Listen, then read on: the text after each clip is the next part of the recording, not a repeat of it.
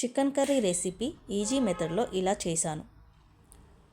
ఈ chicken curry process ఈజీగా డెలీషియస్గా ఉంటుంది.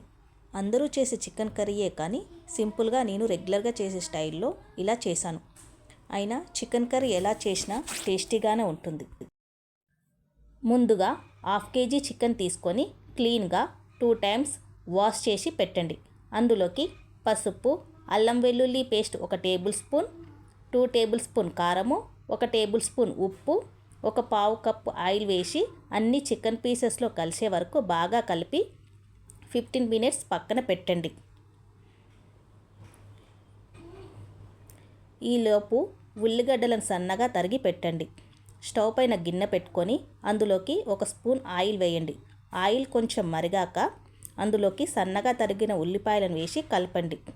ఉల్లిపాయలు కొంచెం వేగాక అందులో కలిపి పక్కన పెట్టుకున్న చికెన్ను వేసి అంతా బాగా కలిసే వరకు ఆయిల్లో కలిపి మూత పెట్టండి.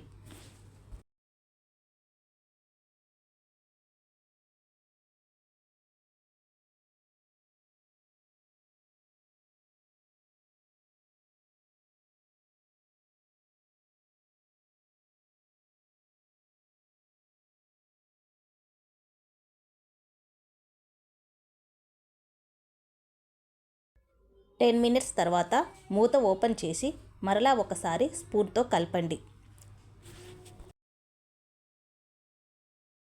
5 minutes మూత పెట్టండి. చికెన్ పీసెస్ నుంచి బయటికి వాటర్ వస్తుంది. ఆ వాటర్ అంతా ఇంకిపోయే వరకు మూత పెట్టండి.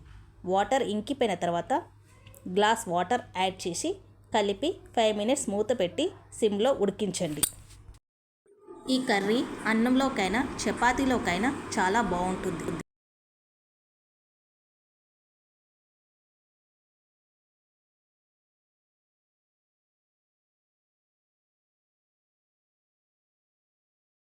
చికెన్ ముక్కలు ఉడికి ఆయిల్ పైకి తేలాక అందులోకి ధనియాల పొడి, గరం మసాలా పొడి వేసి 5 minutes మూత పెట్టి సిమ్లో పెట్టండి.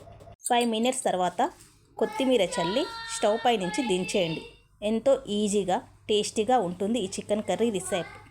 మీకు నచ్చితే లైక్, షేర్, సబ్స్క్రైబ్ చేయడం మాత్రం మర్చిపోవద్దు. మళ్ళీ నెక్స్ట్ వీడియోలో కలుద్దాం.